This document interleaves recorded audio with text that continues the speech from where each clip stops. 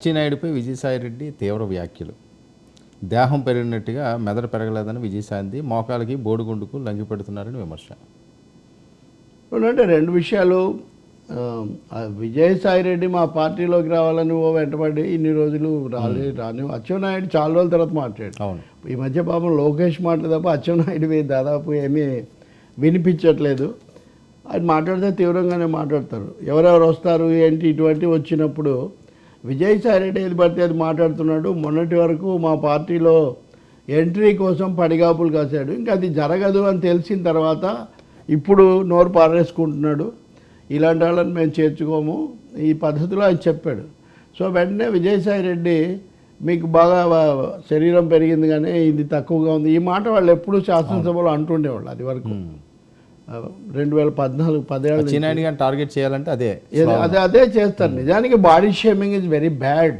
అవును, ఎవరినైనా body shaming, మీరు నన్ను పొట్టిగా ఉన్నారని, ఇంకొక ఆయన చాలా ఇదిగా ఉన్నాడు, కొంగలాగా ఉన్నాడని, ఇంకొక ఆయన నల్లగా ఉన్నాడని, మనుషుల యొక్క శరీరాకృతిని బట్టి వాళ్ళని అవహేళన చేయటం అన్నది చాలా ఘోరమైన సంస్కార రాహిత్యం ఎవరైనా సరే. నెంబర్ 1. నెంబర్ 2, విజయసాయిరెడ్డి నిజానికి అలాంటి అనేక అపోహలకు అవకాశం ఇచ్చారు. చాలా కాలం అక్కడ వెళ్ళలేదు. ఇది అమరావతి తాడేపల్లికి కొంచెం దూరంగా ఉన్నారు. కారణాలు ఏంటి, దీని మీద 2-3 వెర్షన్స్ ఉన్నాయి.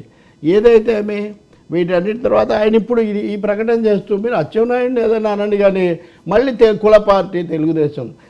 విజయసాయిరెడ్డి ఎప్పుడు ఈ కులం భజన ఎందుకు చేస్తాడో నాకు అర్థమే కాదు. తెలుగుదేశం పార్టీ ఒక్క కులంతోనే నడుస్తుందండి, నాకు అర్థం కాదు. ఉండొచ్చు, దాన్ని తమదే అనుకునే వాళ్ళు ఉండొచ్చు, వాళ్ళ సంబంధాలు ఉండొచ్చు, కానీ ఎప్పుడు తెలుగుదేశాన్ని చంద్రబాబును కేవలం కులం అనే ఒక అస్త్రంతోనే దెబ్బ కొట్టగలమని విజయసాయిరెడ్డి కానీ లేకపోతే జగన్ చుట్టూ ఉండే కొంతమంది కానీ భావించటం, మొన్న ఇంత ఘోరంగా దెబ్బతిన్నా కూడా వాళ్ళు ఆ విషయంలో కనువిప్పు రాకపోవడం చాలా ఆశ్చర్యం. ఇప్పుడు వైసీపీ అంటే రెడ్లే ఉంటారు, ఆ పార్టీ అంటే వాళ్ళే ఉంటారు, ఇంకో పార్టీలో వీళ్ళే ఉంటారంటే అసలు ఎంత శాతం ఉన్నారండి వాళ్ళు? కేసీఆర్ గారి పార్టీలో ఒకరే ఉంటారు, ఎంత శాతం ఉన్నారు వాళ్ళు? కాబట్టి ఇది చాలా అర్థం లేని విషయం. విజయసాయిరెడ్డి ఏదైనా ఉంటే రాజకీయంగా మాట్లాడాలి తప్ప వ్యక్తిగతమైన అవహేళన, దెప్పి పడటం, దాంట్లో రాజకీయ కులాన్ని తీసుకురావడం బొత్తిగా పొరపాటు. నేను చేరను, నేను జగన్మోహన్ రెడ్డి గారితోనే చివరిదాకా ఉంటాను, జగన్మోహన్ రెడ్డి గారి కోసం నా ప్రాణాలైనా అర్పిస్తానని చెప్పమనండి, ఎవరు కాదంటారు? అచ్చెన్నాయుడు ఆరోపణలు నిరాధారమైనవి అని. కాబట్టి అయితే వాళ్ళ తగాదాలో నేనేం తలదూర్చట్లేదు, కానీ ఈ అచ్చెన్నాయుడికి ఉందేమో సమాచారం లేదని. ఇప్పుడు మీరు ఒకప్పుడు అచ్చెన్నాయుడు వీడియో అని విడుదల చేశారు కదా, పార్టీ లేదు తొక్కలేదు అని ఏదో అన్నాడని. మరి మీరైతే చేయొచ్చా? మరి అప్పుడు ఏదో చూపించారు ఒకటి, అది ఎంతో తెలీదు. కాబట్టి రాజకీయ పార్టీల మధ్య ఇవి జరుగుతూ ఉంటాయి. దీంట్లో కులాలను తేవటం, వ్యక్తుల బాడీ షేమింగ్ చేయటం, లేకపోతే మిగతా వాళ్ళు కానీ నేను చాలా గొప్పవాడు, అది అనవసరమైన విషయం. స్పీక్ పొలిటికల్లీ, రాజకీయంగా మాట్లాడుకోండి అంతే. ఓకే సార్, ఏంటి ఎవరేమి ఇవన్నీ మాట్లాడినంత మాత్రం విజయసాయిరెడ్డికి పెద్ద ఘనకీర్తులేమీ ఇప్పటికిప్పుడు ఘనకిరీటాలు ఏమో వచ్చేది కూడా ఏం లేదు.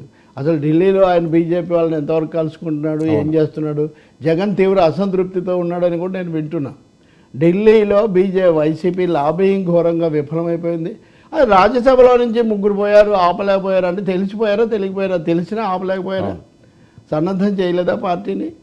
అసలు ఇప్పటికి వచ్చేసరికి మీరు 3-4 తప్ప మిగిలిన వాళ్ళు ఎవరు ఉండరు, కృష్ణయ్య కూడా పోయాడు అవును అని అనుకుంటున్నారు. వీటికి కదా మీరు వాటికి జవాబు, వాటికి బాధ్యత వహించే బదులు ప్రత్యర్థుల మీద ఏదో పడితే ఉపయోగమే ఉంది.